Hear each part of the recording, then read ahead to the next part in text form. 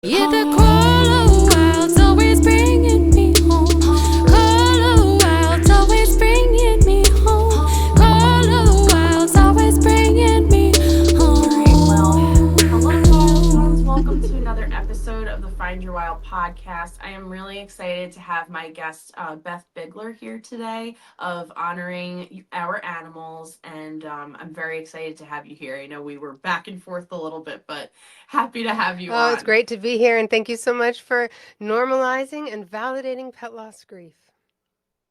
Yes, I'm really looking forward to getting into it. I know it's like a really hard subject, for people. I think grief in general is just one of those subjects that's hard to talk about, and it's so different for everybody, right? Absolutely. But I would love to start at the beginning with you, like how you just got started doing what you do now with honoring our Well, animals. yes, not everybody in life, sets out when they're a little kid to say, "I really want to grow up and become a pet loss grief counselor." Definitely was not my life plan. I was a very artsy fartsy kind of kid, and turned that into a long career in film and television as a writer and a producer, playwright. I worked for the stage and for the page and for film and TV. And in the middle of all that, my soulmate Arnie, who I can show off right here. There he is, Mr. Handsome Pants. There's my soulmate Oh, Arnie. Arnie received early devastating cancer prognosis, very unusual cancer with it was a bad diagnosis. And when that happened, I just could not imagine surviving in a world without him. Arnie's my rock. He's my anchor. He's my protector. He's my whole heart. And I just didn't want to get up in the morning if he wasn't going to be there.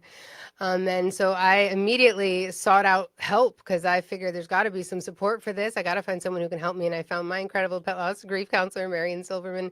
She worked with me on my anticipatory grief. And at the same time, we were kind of, mounting a experimental chemo kind of fight for Arnie's life. And we got a remission, which was amazing. It was super exciting. And the kind of wow. cancer he had, like if he got that remission, it was unlikely the cancer would return. So that was incredible. And in the middle of kind of after the remission, I continued working with my pet loss grief counselor because I found the work to be deeply transformative. I found it to be so supportive.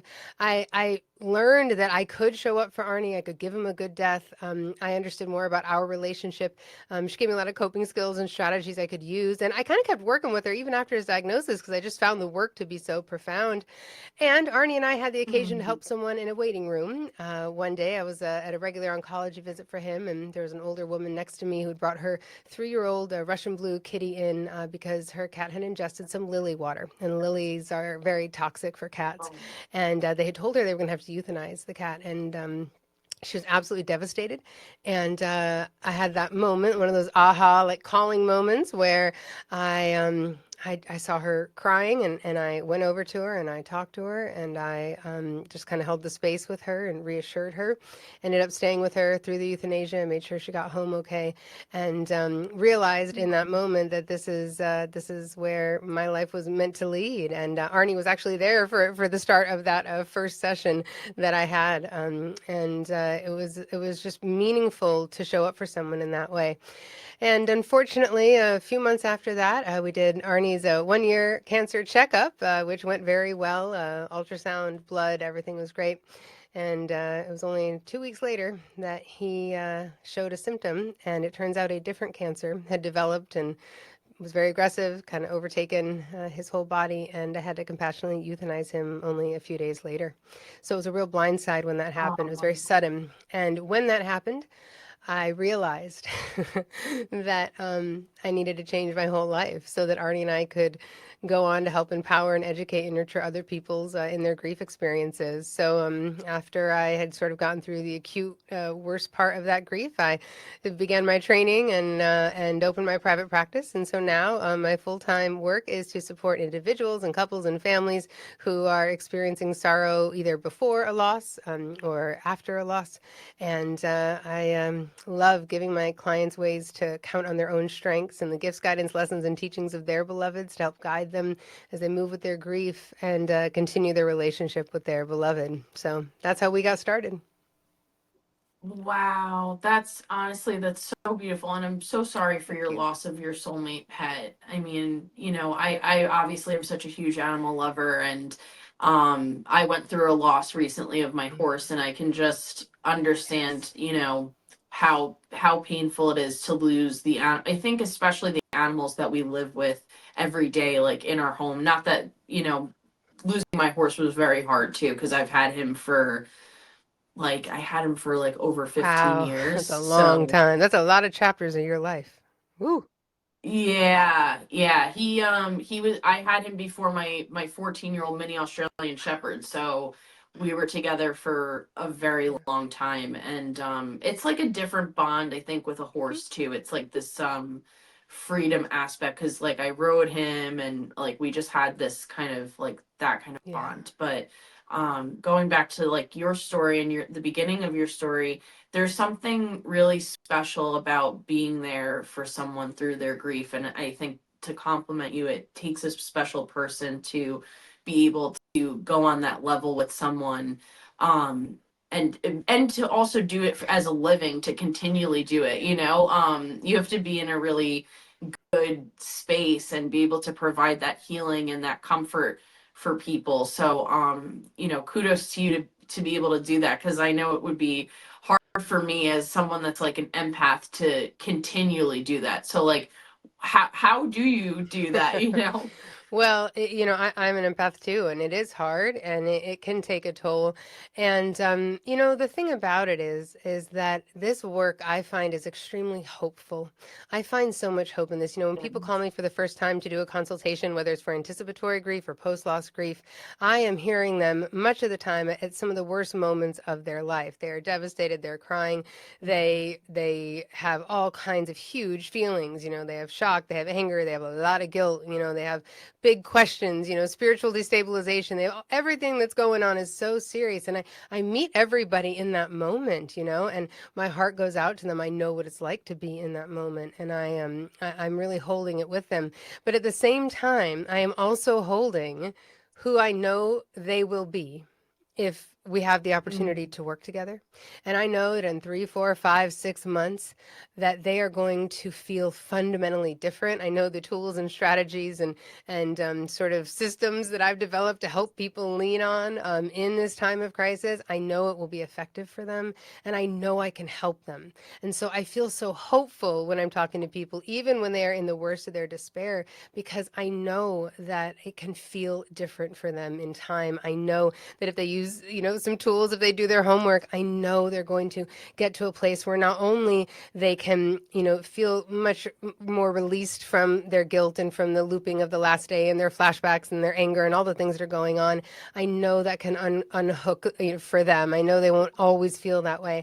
I also know they're going to feel deeply connected to their beloved, and they're going to be able to think about their beloved and talk about their beloved with a smile. They're going to be able to remember those wonderful moments and those wonderful gifts instead of just the sad thoughts and the bad thoughts, which is so common in early grief. Our brain keeps Mhm. going to those really tough thoughts. And so it's very affirming because I know that their relationship with their beloved will continue to evolve and expand just like it does with Arnie. And I have so much hope for the people who reach out to me and even the people I chat with on Instagram and anybody listening right now. I have a lot of hope for you. So I think that's what kind of makes the work bearable. Yeah, that's really beautiful. It's a very special gift you have. So, and it's really nice that you stepped into this work to be able to help other people. Yeah. And I think also specifically like pet loss Yeah. too, right?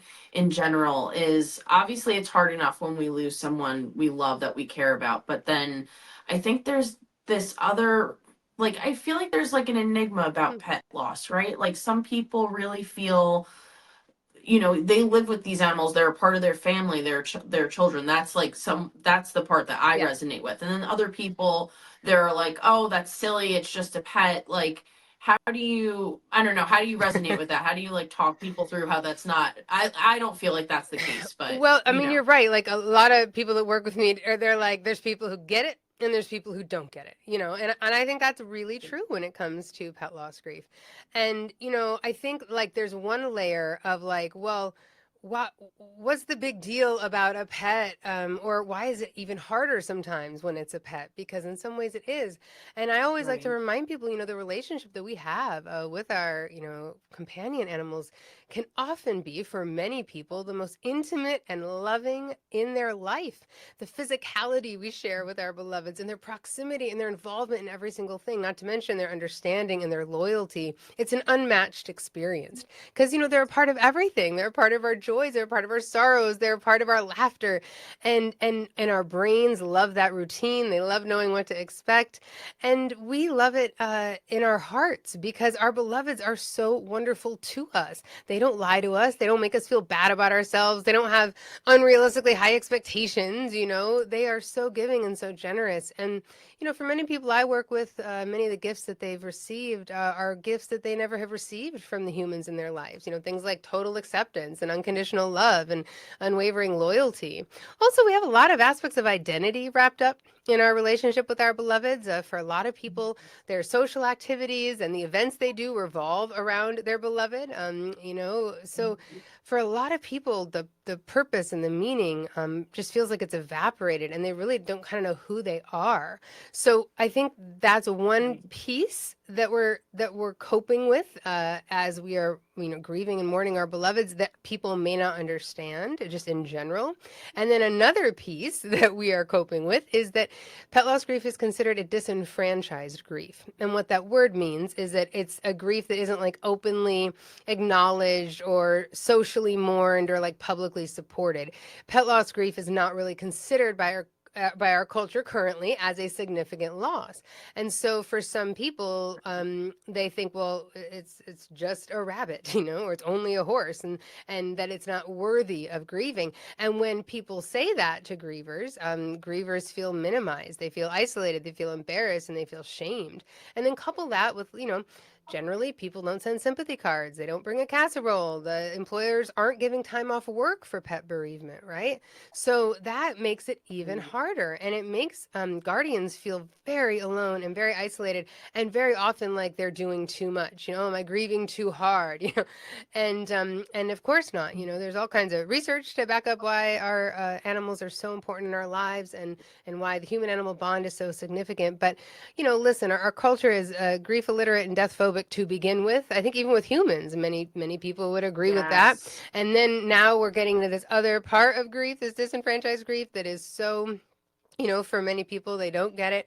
So, my part of my mission in life is to create a cultural perspective shift on this. And I want this grief to be recognized and validated.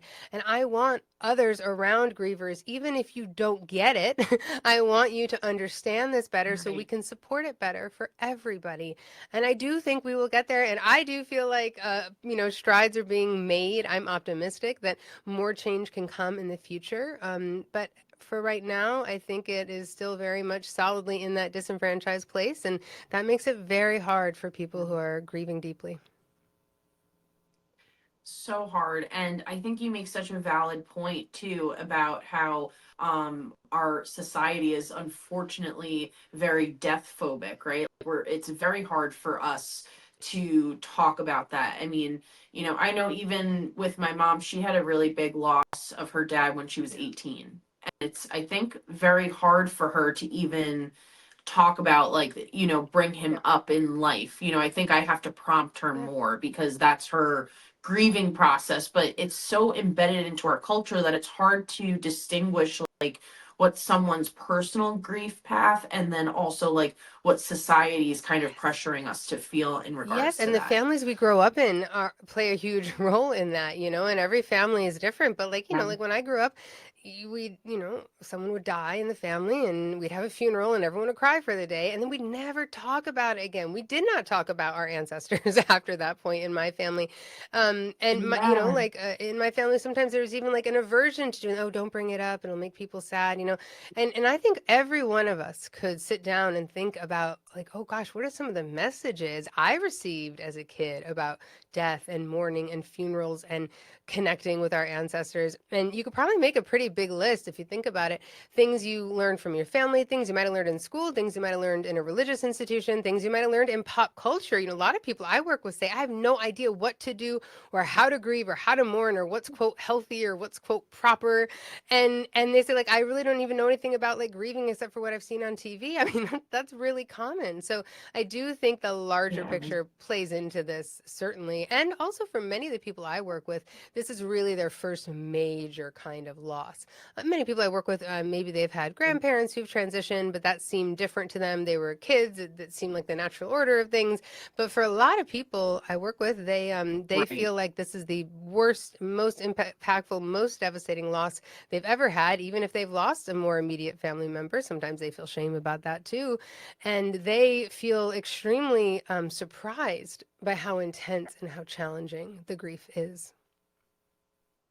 Yeah. And I think that, and why I think your work is so important is that, the more that we kind of suffocate these really deep feelings, we're just holding it in. If we're not working through them in a healthy way, which is what you do really beautifully and kind of like weave that into life, death is such an important aspect. We all Yeah. go through it. We're all going to experience it. And it's really funny as a society how we kind of are, again, like death phobic, right? How we don't want to talk about it, bring it up, or it's very hard to experience that, or, you know, I don't think people enjoy being sad, right? Like there's also importance in some of those other emotions. Like it is important to be sad and grieve. Of course, you're going to miss your beloved animals, and then there's another aspect too, that our animals are someone that we live with day in, day out. Like you said, like we have this much more intimate connection than sometimes even with other people. And then, they have a shorter lifespan than us, unfortunately. Yeah. So having to deal with all of those aspects is very, very It's challenging. extremely complex, and the kinds of emotions that my clients are experiencing, it's such a huge range. It's way beyond I'm sad Yeah. or I'm longing, It's so complex and there are so many big things. Guilt is a huge topic for many of my clients because when our beloveds are our entire responsibility, of course, we're always worried about did I do enough or is there more I could do or why didn't I or woulda, coulda, shoulda. That comes up so often, and the shock of it, the loss of that routine, the loss of that familiarity, it's really discombobulating. It's really confusing. And of course, big, huge questions, a lot of like why questions in the universe, why? And especially, I work with a lot of people who have a very sudden loss, a young loss, a traumatic loss, accidents. There's a lot of different aspects about your beloved's transition that can add other layers and other textures into it. So grieving, it's a full body experience. It's physical, it's emotional, it's social, it's cognitive, it's spiritual. And, I think for so many people, they just get very overwhelmed and very stuck. And I think anyone who's listening who is grieved knows that feeling of just being totally stuck in your grief. And boy, is that a tough place to be. Yeah, and I can only imagine that that would be even tougher if you have these outside elements that are kind of forcing you to shut down and not be able to talk about it or feel comfortable with expressing that. Because I really think that that is a huge part of, I'm sure, and you've seen it in your work, right? Like getting over, not, I don't think that's the right terminology for it, but I think integrating Yeah. loss better, right? I would say that, Yeah, yeah. yeah, exactly. Well, we are very much in a culture where people will say things like, well, just get another one. That is a very common response, or even unsolicited. I have clients whose like friends and family who, like the same week that their beloved has transitioned, are sending them like, pet finder announcements for adoptable cats in their area, that kind of thing, which generally doesn't feel very supportive, And or, No. we're coming into a big time holiday gatherings, people hear things at holiday gatherings like, Oh, are you still sad about that? I mean, like those kinds of comments, I hear them all day, every day, Yeah. and it's really shocking. And a lot of people, in people's defense, right? It's very hard for those around us who love us. It's hard for people to see us in pain. It's hard for people to see us. That's why they think things like, well, I don't want to mention it because I don't want them to cry because then it'll be sad, even though all we want is for someone to say our beloved's name and ask us to share a memory, ask us to share a story, or even acknowledge that we are living with this 24/7. So, but a lot of people, they don't Mhm. want to upset you, or they don't know what to say. So maybe they say the wrong thing, or they don't say anything at all, or they just don't have language. I'm really huge on having a new language for all of this. As one of the things in my book, I had to put a glossary in the back of my book because I use a lot of terms that other people don't use. And one of the terms I love integrate, use integrate, I love integrate, I love adjust. We adjust to our grief, integrate our grief. Mm. And I now use the phrase we move with our grief. So we don't move Oh, past I our like grief. We that. don't move through our grief. We don't move toward something else. We don't move on from our grief. But we move with our grief. Right. Because the truth is, as long as we are living, we're grieving. And we are always going to be grieving, and there will Yep. always be more grief. And the older we get, the more grief we're going to have. And so I think a great long term goal for all of us humans, whether we've got companion animals or not, is to really learn how to move with our grief and not reject it like some sort of enemy or intruder, but figure out, okay, we're walking this road together, grief. How can we do that in a way that's kind to both of us? Right, because it's always interesting, right? Like whenever grief gets brought up, I feel like time also gets brought Uh, up, right? And in some aspects, right, maybe with time it does get easier, but then sometimes you're reliving the moment and it feels just the same, you know? yeah. So what do you have to think about, like, I guess, like time and grief? Well, I mean, time heals everything is a popular cliche that people have heard and internalized. And look, like time can be an asset to us, just like other things can be an asset in grief. But it depends what you're dealing with. If you're dealing with a lot of self-criticism, self-blame, and guilt and shame, that isn't going to get better with time. In fact, it might get worse. Because you're going to find other ways to be hard on yourself Yeah. about other things, which is why, like, the number one thing I want all grievers to have is self-compassion. And if they don't know how, what that means or how to begin that, Dr. Kristen Neff has a great book on self-compassion. Start there and start your self-compassion practice because we must be kinder to ourselves in our grief, especially in a disenfranchised grief. So, certainly, like, there are aspects of time that can, create more removal from the acute kind of symptoms that come up immediately in grief. But there's also things that if we don't deal with them, if we don't process them, if we don't have a safe space to share them, if we don't find community of others who get it and we can express to, if we stuff things down, one thing we know about stuffing down big feelings is that they're going to come out sideways later. And we don't always know how or where Yeah. those are going to come out, but it won't be good. So, time, there are aspects of grief, I think, where time is your friend. Certainly, a lot of the, our brain gets real messy during grief, especially this grief, where neurons get discombobulated. So, like some of that brain fog and that tendency to like make mistakes early in grief and some of that stuff, time really does help that because, we do need time for that. But a lot of other things that, like if you get angry at the universe or angry at God, right? Like time isn't going to help that unless you kind of figure out how to navigate Yeah. that. You know what I mean? So I think Right. like I think the idea that time is going to like fix everything is not a good plan.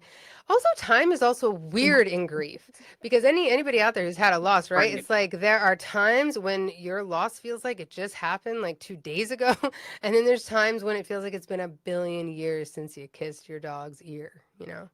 And that is a Yeah. strange phenomenon that we are working with in grief as well. So I don't know, time and grief are funky is my answer.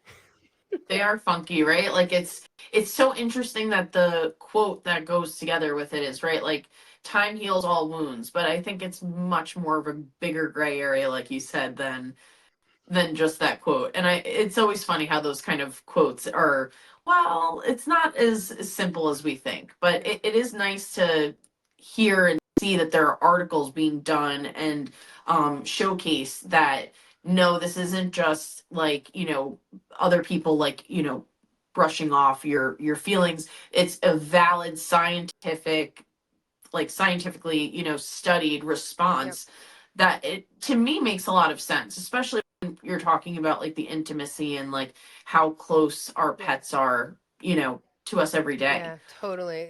Just like you mentioned, like I have a lot of clients. Well, many of my clients, don't have anyone else living in their house, so it is them and their beloved, and so you can imagine the emptiness that feels like, right? But the truth is, even clients I have who Yeah. have other humans in their house, they might have human children, they might have partners. They touch their cat or dog or bunny more times a day than they touch their partner or child. They talk to their beloved more times a day than they talk to someone else in the house. They share things in a different way. So, it's Yeah. really intimate. And when we dismiss that as a society, we are really, really putting grievers into a deep place of isolation, which is so hard. Yeah. And I think one of the things that I like that you talk about too is anticipatory grief. I feel like I felt that twice. Like I thought that I was going to lose my horse Raphael. Sorry. And like even just thinking about him is like, Yep, sorry. you're all right. you know, just and like this is obviously like the perfect. Like didn't even expect to like get like so emotional just like bringing him up, but there were a couple months where I thought that I was going to lose Yes. him. But I actually he made it through for a long time, but he was an older horse, so it was always going to be Yeah. there. And then I also have I would consider him my soulmate pet. He's right here. Watson, my 14-year-old mini Australian Amazing. Shepherd. He's like my little shadow. I mean, he knew when my water was about to break, like he would not leave my side. Like my when I was pregnant, I was laying in bed in the morning, my husband was downstairs, and he always sleeps at the bottom of the bed by my feet. So I was like, I'm just tired, I'm gonna stay in bed. And my husband was like, all right, well, let me take him off the bed to feed him. Like sometimes he can be a little snippy, but so but he's normally very good with my husband. And my husband goes to take him off the bed and goes to bite him, which he never Mm. does. And he was like, I'm not moving, and then I think it was like a couple of minutes later, and then my water broke. Wow. My husband had to bring his food bowl into the bathroom with Amazing. me for him to eat. He would not leave Wow. me. Like, just really like the best. But I mean, I'm thinking about like years. Like, I think about the moment, like, I mean, he's Yeah. 14, like, so it's I think something that's like really important because it's something that has been in the back of my head twice with two Yeah. different animals. Yeah. What would you say are like the most important things for people to like, I guess, realize or something when it comes to anticipatory Well, grief? I mean, the first thing I want to do is validate that anticipatory grief is a real thing. Okay, it's a Yeah. valid, common experience that most people don't even know there's a name for it. So we're validating Yeah. that it exists. And, I always think of anticipatory grief as such a roller coaster. And there's all kinds of anticipatory grief. You have anticipatory grief if an event happens, right? Medical event, and you're not sure if your beloved's going to pull through. You might be having anticipatory grief because your beloved turns a certain age, and you know that at some point we're pushing the upper limits of how long your beloved will be here. It also may be the kind of thing where you get a diagnosis that's going to be very long and slow, kind of unfolding, but Hmm. we don't know how long or how slow or if it will be slower, So, or you Right. might get a diagnosis where you're only going to have a couple weeks, and everything in between. It's so, so it's a wide, wide phenomenon. But often in anticipatory grief, we're on this roller coaster and we have a lot of uncertainty. We have a lot of fear. We have a lot of hypervigilance, constantly checking on our beloveds, like, Yeah. are you okay? And what's happening? We feel very powerless. We might feel angry, we might feel dread, and of course, the sadness and the sorrow.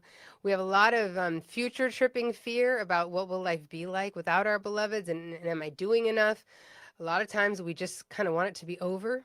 because it's so hard, and a lot of guardians have trouble admitting that, but I'm validating if any of you have experienced that can this just stop because I want off the roller coaster, and of course we don't want our beloveds to transition, but there are moments in caregiving where we get really burned out, we get really tired, and sometimes we just wish it would stop. And you might have anger. A lot of people have anger at their beloveds because they feel like their beloved's going to abandon them. You might be feeling jealous about other people whose animals don't have these problems. So it's a lot going on, and I think the hardest thing about anticipatory grief is that very often it can lead us into a place of feeling more disconnected from our beloveds. It can also lead us into a place of not taking very good care of ourselves because of all this anxiety and this hypervigilance and this fear. And many people feel this just paralysis of making these complicated decisions because very often we're making very complex medical decisions. We might be making a euthanasia decision. And not to mention, oftentimes with anticipatory grief, we have financial and social and physical and other kind of challenges going on. Hi, wild ones. I hope you're enjoying this episode of the Find Your Wild podcast.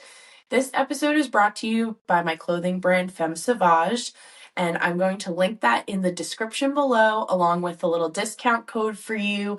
Be sure to check it out.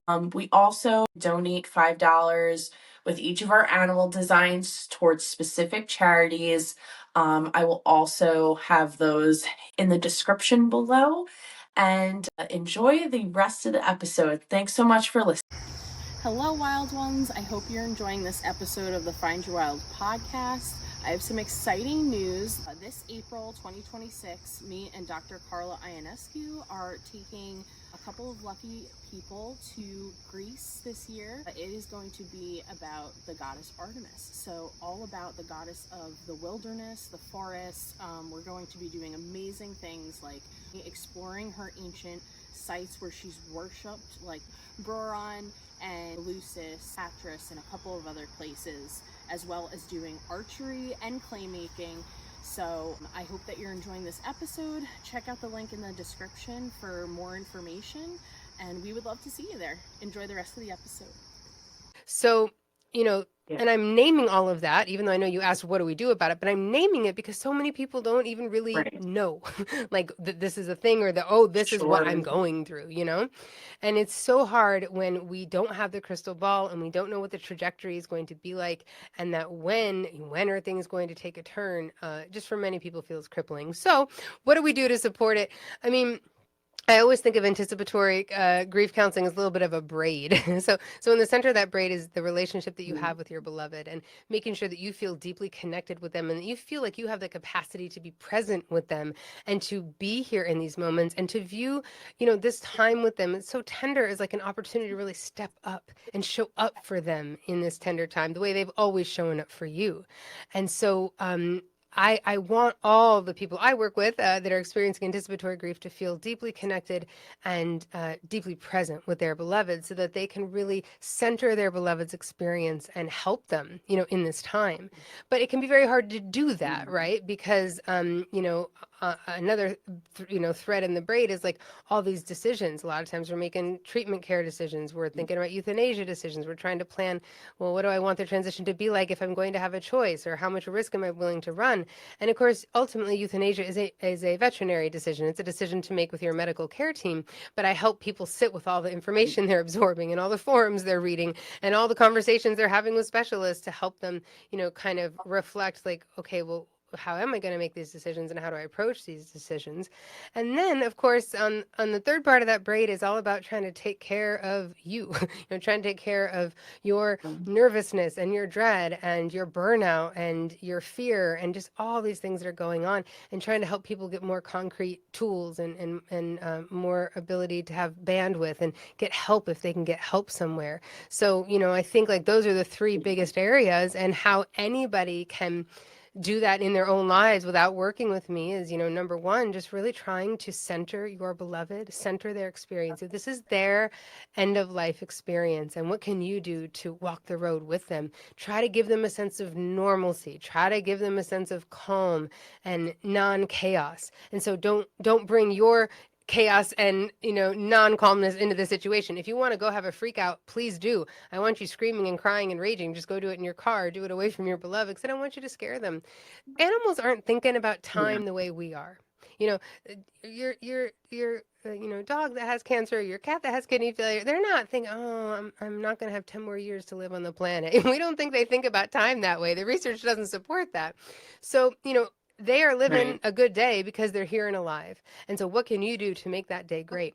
And talk to them. Talk to your beloved about what's going on. Talk about that. There's some things happening in their body. You're taking good care of them. You can ask them about what kind of transition they might like. Maybe my cat Zelda transitioned a few years ago. She was 19 years old. She was an old grand dam. I love Zelda. And on Zelda's last day, we made a playlist together. We wrote memory lists together. We made plans for our future connection. And there's other things you can do. You can Oh, have professional photo shoots. You can have a going away party for your beloved where everyone can come and visit. Whatever feels right for you. But take this time to really connect with your beloved, make these memories, remind yourself it's a good day because your beloved's here today. And that means it's a great day. right. And do your best to show up and give them a good death. The word euthanasia, by the way, the root words of that, those Greek words, it means a good death. And that is what we want Oh, for. wow. I didn't Yeah, isn't know that that. amazing? Yeah, it's the word youth and the word Wow. Thanos. Thanos, you've heard of for death, right? Thano is there in Yes. euthanasia, and the youth is the good part. So I Um, want all of you, if you're struggling with anticipatory grief, we want to take care of you. We want to support all that's happening for you. And that really is where a mental health professional of some sort of counselor can really make a big difference, just to help give you some coping tools and some concrete strategies, things you can do to help ground yourself and regulate yourself and, cope with all these things. And put the focus on your beloved, show up for them, and mm, center their experience and give them the best death you can. yeah, I think it's really hard, and even talking about grief, like I'm getting, Yeah. you know, like obviously, like I already said, I'm like a huge empath, Mm-hmm. but it was really hard to let go Yes. of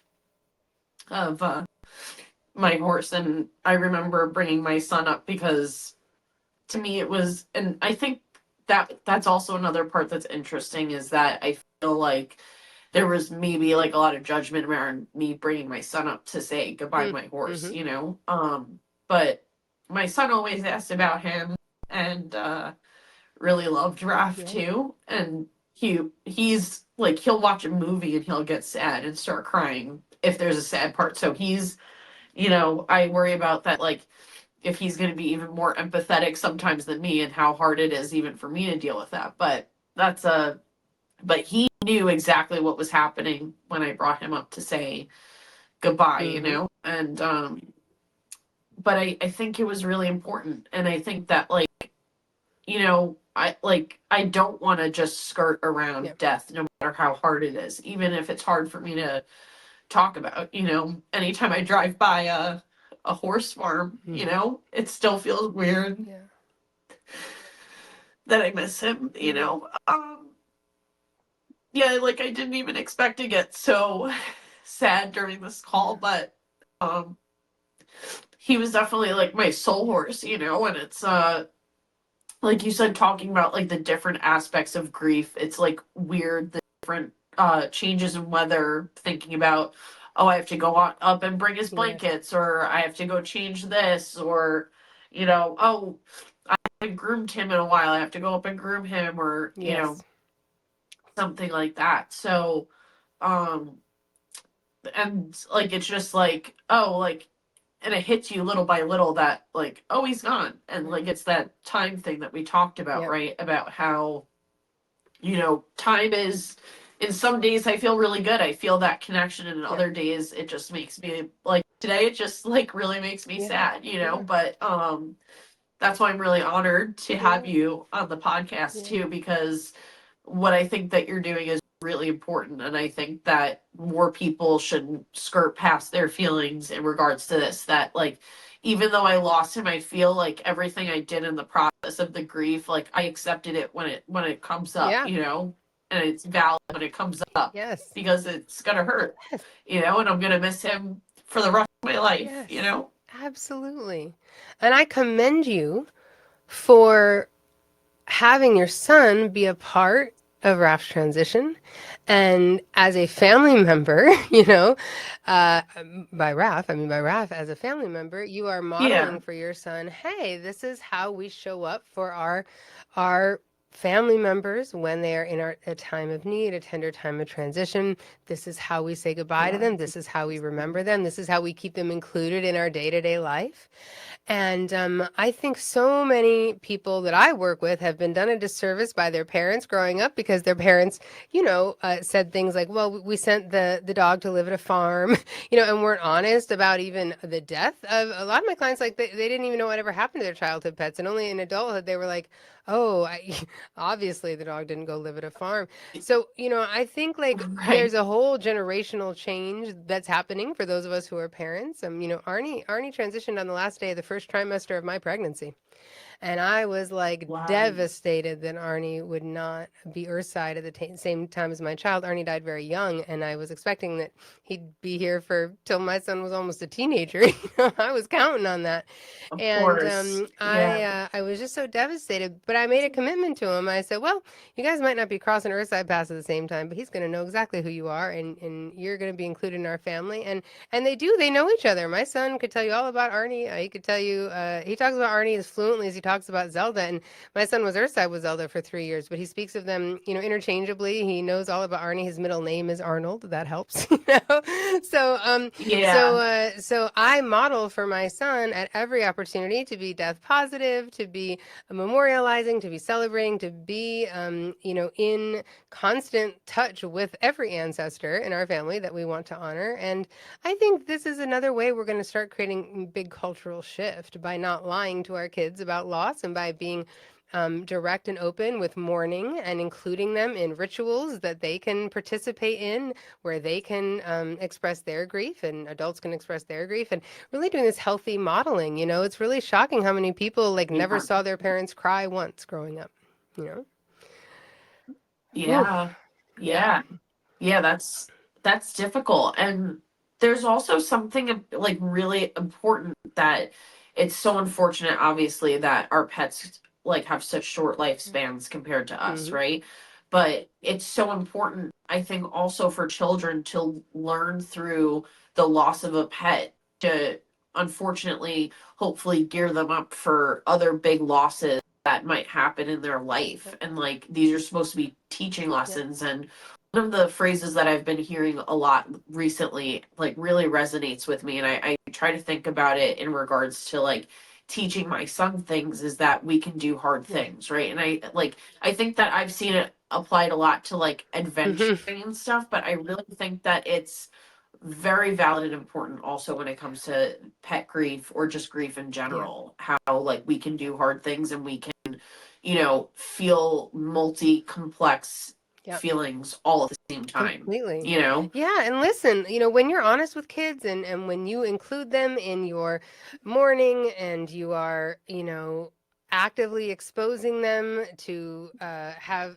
exposing them to rituals that help you feel connected and you're having meaningful conversations, they can be a tremendous sense of joy, of laughter. They can bring up memories you haven't thought of. They can bring up your beloved. Like my son constantly, when he's making art projects, he knows that Arnie's signature color is orange and he knows that Zelda's signature color is green. So in my life, I have a ton of orange things because anytime I get to choose a color, I'm always choosing orange, for Arnie. And my son, if there's a project where we're gonna, make an art project and to take home to your parents, it's all oranges. And, oh, I made this for Arnie, so Oh, like it's deep in him and it gives him meaning and purpose. And when he thinks about, oh, I'm honoring, my ancestor Arnie, and then he brings that to me, I have joy and yeah, a twinge of sadness sometimes too. It's very bittersweet, but it's also, I think excluding our children from this conversation is not good for them and it's not good for us. So I'm really thrilled no. at the tide change that I think is coming with our generation of parenting. Me too. Me too. I think it's really powerful and important. It's really important work. I think that we should get past these like you said, they got sent to a farm. Like I think that just being honest with our kids is so important. And child grief, like helping children work through grief. Like I think it's hard for children to feel emotions Yeah. anyway, and to not help them while they're younger work through that is really important. I don't think that my parents, unfortunately, were the best at helping me Yep. work through grief. It's funny. I had two bunnies growing up. One Thumper and another named Oh. Angel, and they were so cute. So I got Angel first. She was an all white bunny. She passed away, and then I got Thumper, and then I think one died of cancer, and the other one had something Mhm. else happen. But they passed kind of close together, and I remember I made the whole basement a memorial for them. I made like Thumper and Angel in Heaven. I put little like wings So like cool. on like feathers on everything. It was hanging from the ceiling. Like my parents were like, like they were like, we can't touch So this. Like this good. has got to stay like this. So good. And then one day it finally taken down. But like it's funny that it's always been there. Yeah. Like that deep connection. But it's interesting that that was the way I chose to express it at the time. That's fantastic. I wonder where that came from for you because your parents weren't kind of like that. So that must be very innate in you. Yeah. Yeah, exactly. Like I needed that expression, and I think that even ever since then, like when I'm going through like really challenging emotions or something, art is really something that very much helps me. Definitely. What are some things that like maybe once your pet's gone, or even I guess in anticipatory grief, like what are some things, like is there things like that you recommend, like art or something like that, for people to work through? Like what are some things that they can maybe lean on in this difficult time? Well, everyone is very different about, what is actually supportive or not supported. But, in general, whether it's anticipatory or post-loss grief, we want to really remember, like, whatever you're feeling, it's valid, it's profound, and you are not alone in these feelings, right? And what do we want to do with those feelings? Yeah. We really want to help our feelings move with us and move through us. So we don't want to stuff them down. We don't want to judge them. And so take the time where you need to cry or scream or rage and whimper and hide under the covers and find ways to release your feelings, help your feelings release, whether you're releasing on the page or releasing by chatting with a friend or releasing by singing karaoke. I don't care how you release those feelings, but let them get out of your body. And that is a huge thing Mhm. in all kinds of grief. Another thing is say yes to anybody who offers to help you, even if it's like the most uncomfortable thing in the world for you to ever accept help from somebody. Please start now. You know, a lot of people aren't good at offering help in grief. So you may have some good friends who say, "Let me know what I can do," which is pretty much like the worst thing to say to a griever because a griever rarely knows what they need or what would actually be supportive. But the truth is, we have to Right. do a little bit of labor on our part as grievers. And so I challenge all of you, if you are in a moment of anticipatory or post loss grief, write down 3 things right now that someone could do that would feel meaningfully supportive. Maybe that's, could you come over for an hour and sit with my dog who's going through a medical treatment so that I can take a shower. It might be, could you bring me some groceries? I just haven't had like a fresh fruit in like 3 weeks. It might be could Yeah. you mow my lawn? I mean, literally, like, whatever would feel supportive. Or maybe you just want, we all have that one friend where like we go out with them and they tell us all about their problems and drama and excitement, and it just takes your mind off everything for like 45 minutes. Sometimes we need that friend and to do that thing. So, Yeah. really start thinking of tangible things so that when someone says, let me know how I can help, let's take them up on it and tell them something to do, right? Also, Right. I mentioned earlier, start your self-compassion practice. Speak to yourself kindly. Speak to yourself the way you would to a friend or to your beloved. And then, community. Many people are experiencing this. Find other people who get it, both on the anticipatory side or the post-loss side. Oftentimes, reading other people's stories and commenting on other people's experiences can be helpful, whether you do that in some sort of group setting or whether you do that on my Instagram community. And with anyone who works with me in my private practice, with myself or my other practitioner, we have a whole private community away from social media just for our clients so they can get together and talk and share and lean on each other because it really does help to have community. And any way that you want to memorialize and celebrate your beloved, whether that's art or having a going away party or a memorial service or having an altar for them or whatever you want to do all of those things that feel supportive to you. And the thing I'm known for really the most is helping people figure out how to keep this relationship going and alive and how to keep your beloved included in life. So, a lot of the things that I tell people to do are, finding ways to connect with your beloved. When do you feel most connected? Some people I work with, we do a lot of writing. So we write letters to our beloveds. We write letters from our beloveds. A lot of people I work with love to wear special jewelry that has significance. I always love people love to like cook meals with all their beloveds' favorite foods or foods in their signature Aw. colors, and that's like a way to feel connected. I ask all my clients to come up with a theme song for their beloved or multiple theme songs, and they have dance parties with their beloved to their beloved's theme song. Like I said earlier, choosing that signature color and choosing that color every time, and including your beloved in all that you do. I talk about this we mindset. It's like, well, yeah, Arnie and I are showing up for this podcast right now, and Arnie and I go help people every day, and Arnie and I go for a walk in the woods sometime and hang out together. And I still do a lot of things with him and with him in mind, which is really, really powerful. So, it can take time and an early grief. Like some of these connection ideas might feel really hard and heavy because you're just trying to get one foot in front of the other and get your breath about you. But as time goes on, finding ways to feel connected, to celebrate your beloved, to share their story, and listen, like we are the ones that get to carry our beloved's legacy forward. What has your beloved given you? What are these gifts and these teachings? You own those now. They were given to you with love. And those are like seeds planted within us that we can go out into the world and those seeds can flourish and bloom. So, what legacy are you carrying into the world that will make your beloved proud? And that's a huge question. And I want people thinking about it because I want Yeah. them living their beloved's legacy. And I think, I don't know why this made me think of it, but it's pet loss is actually not something that's new, which is, not shocking to me. I mean, there are dog graves that I have a friend who studies the history of Yep. dogs, and he made a post about all of the graves that are dedicated to the dogs and like the inscriptions on Yes. them and how powerful some of those even declarations are. Yep. And now those dogs are remembered throughout Yep. history, because they're tied to those people, and how it's a human experience, That's right. pet loss, Yep.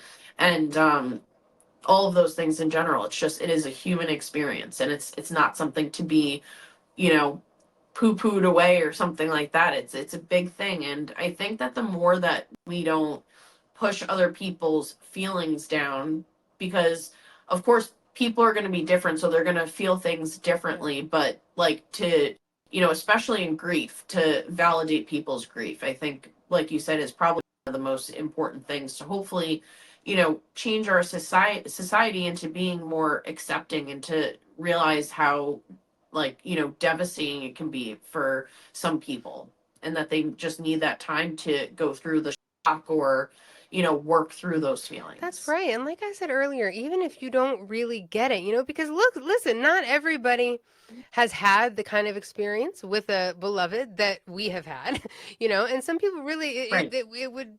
They don't get it. But even if you don't get it, one of the things I always tell people is treat the loss. If you have a friend or a coworker or a family member who's going through it and you can tell this loss is deeply impactful, a real simple rule of thumb is just to treat it as if it were any human family member. So what would you Yeah. do or say if it was their sibling or if it was their partner? And just treat it that way, and bring it up if they're grieving, say, I'm just sending you this text. I'm thinking about you and Arnie today. And I'm holding you in my thoughts. Yeah. You don't have to have any magic words, right? You really just got to let people know that you're there, you're acknowledging that they're suffering, and you know that you're here to listen. And you can listen. You don't need to fix it. You don't need to give any brilliant advice. You can just hold it with them and just say, this is so hard what you're going through. I'm here with you. You know, and that means so much. Right. So, you know, I really try to urge people who feel discomfort around, like, oh, how do I even support? You know, do what you do if it were any other family member. Send a sympathy card. And by the way, buy another one and send that one in 6 months and another one in a year. Put the date of their beloved transition in your calendar so that and when that 1 year Yeah. anniversary comes and that guardian is thinking about that big time, you might be the only person who they hear from on that day. But that's really powerful. And take action. You know, just drop off some groceries, drop off a meal. You know, come over and you know pick up their trash cans and put them back up by their house for them. You know, whatever happens, just any kind of initiative that you can do to show up for them. And listen, we all have Etsy. We all have wonderful resources for creating beautiful little memorial products. So send them something beautiful with a photo on it. Send them a journal with a photo of their beloved on it, or send them a charm bracelet with their beloved's initial on it. Take a moment to let them know that you really are thinking of them and you are honoring the hugeness of this loss. And if you don't know what to do, you can say that too. I don't know what to do to support you right now, but I'm here. My arms are open. Let me know, because I'm here. Yeah. It makes a huge difference for people. Sometimes the less complicated, less wordy answer is in this situation, just being like, Here. I'm here I'm for here. you. Hmm. You know, I'm That's here. it. That's like the biggest thing that sometimes people need, because sometimes even like, after their pet is gone, so like the actual Yeah. loss, right? Like sometimes, like you said, you need that friend that's just going to be a good Yes. distraction. Like sometimes you've gone through, right, like all of the emotions, and like you're almost thinking about it too Yeah. much. You need to, get out. And but that's obviously your personal That's journey, right. right? Like hopefully you're healthy and you know your emotions well enough to be like, okay, I've sat with this for a little while. Like I've gave myself like a good amount of time to grieve, and now I know I'm just stuck right now. Let's go out and have them with us, right? Like that's the thing that I Yeah. love that you talked about this podcast, is that this is something like we have them with us the rest of our Yeah. lives. It is not just, oh, they're gone from this Yeah. earth. They're gone. I think of all the things that I'm going to do, Yeah. like with and for Raf. That's right. Yeah, look, our relationships with our beloveds can evolve and expand. And I have said this before, I will stand by it. I feel closer today to Arnie than I did when he transitioned, 7 years ago, Yeah. because our relationship has continued to illuminate and teach me. And I look back on things from when he was Earthside and I see them differently now. And I still feel very connected to his guidance and his lessons for me and his reminders for me. And that really hasn't changed. The only thing that's changed is his Yeah. Earthside presence, which I miss day in and day out. I miss his purr. I miss his fur. I miss his smell. I miss his kisses. And I've still got all the rest, you know? And more. I Yeah. have more now. Our relationship to me today feels bigger in certain ways. And a lot of my clients say that over time. I've been seeing clients long enough now that I can see them after years. And a lot of them have that too. And that's what's possible. It's possible. It was kind of a new way to think about it. Now, I didn't invent that idea either. It comes from actually a very well researched field of grief study called continuing bonds theory. And in continuing bonds, we know that for many people this is very supportive for grief. So it's something that we actually know has a lot of good basis. And I've just kind of brought that idea because it's what I do to support my own grief, and found ways to really kind of modify it and niche it out for our beloveds. But it's a wonderful way to Right. stay continued in that relationship. So beautiful. I love that. And then I know that you have such a beautiful thing tonight, and I thought that we could maybe like end on you explaining what you do monthly for people with your Instagram, which I think is a really wonderful resource for people that are going through a difficult time that might want to access that. Absolutely. Well, yeah, I invite everybody listening to come on over to my Instagram, which is at Honoring Our Animals. That is where I put out twice daily original content about pet grief and little tips and little bits of education, bits of empowerment, inspiration. I also have a weekly newsletter that goes out. If you just want some, burst of inspiration every Wednesday, that newsletter is really impactful, and I love, just having something every week that can just kind of be there for you. My Instagram also is the home of my monthly pet memorial service and my holiday lives. So every month, for over 3 years now, I get the community together. I put out a little call for names a couple days in advance, and I say, if you want to submit your beloved this month, go ahead. And everybody who submits the name of their beloved to me comes to the ceremony, and I do a little service. I do some reflections. I usually read a poem, and we talk about our beloveds. We celebrate their lives, and then I read the names of every single guardian and beloved who submitted for that month's memorial. And some months we got 100 names, some months we have 300 names, and I read every single beloved's name out loud and give them their moment to be honored inside the service. And it's really powerful. And even if your loss was a year ago or 5 years ago or 10 years ago, you can come participate in the memorial, and you can participate as many times as you want, as many months as you want. It's a really, really special time to have some public acknowledgement in front of a lot of people about how special your beloved is. And another resource course I had a book published earlier this year by Quarto Books, and that book is called Honoring Our Animals, 365 Meditations for Healing After Pet Loss. Here it is. and Oh, and this beautiful. is my book. And the cool thing about this book is that every single day of the year, there is a little meditation, which is just a little short paragraph or so of reflection about either an aspect of grief, an emotion in grief. There might be a reflection about a way to connect with your beloved or a way to connect with yourself. And at the end of every single one of those meditations, there's a little action step you can take if you feel like it. I call it an invitation. It's got a little orange heart next to it for Arnie. And that just gives you a thing to do, a thing to try. It might be a journal prompt. It might be something to go do outdoors. It might be an art project. Got a lot of art projects in there. And this is just a little daily inspiration to give you the feeling like I'm kind of sitting on your shoulder and just whispering a few ideas that can help you. And a lot of my clients too, I wrote an index. And so in the back of the book, you can also search by topic. So if you're having an angry day, you can just go read all the entries just about anger. And that sometimes feels supportive too. So there's a lot of different ways to use the book. And it's available worldwide in all the English speaking countries, everywhere where books are sold. So it's another way to just get some daily Wonderful. support. Because, a lot of people, they send you a nice text the first week it happens, but they're not thinking about that 3 months later, you're still hurting, and 6 months later, it's still raw, and 8 months later, you're still crying.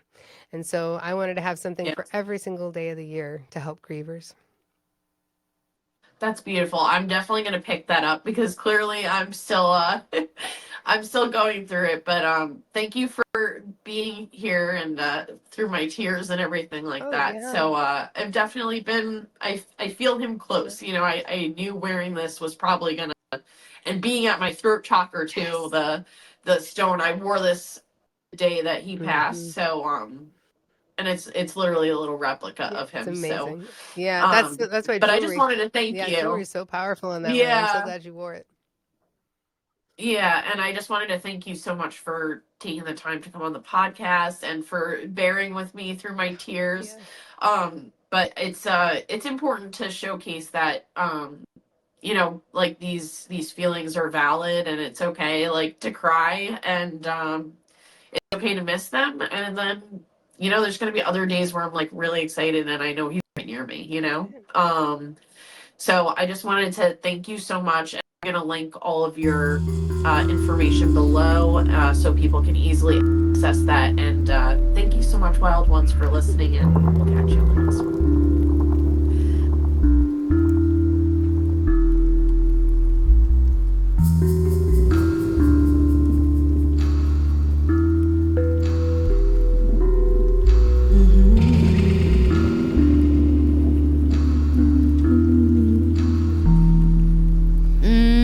Revel in the moment like a river flowing to the sea.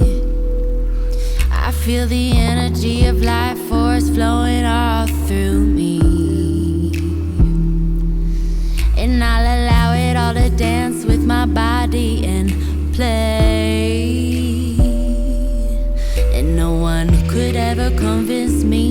give my power.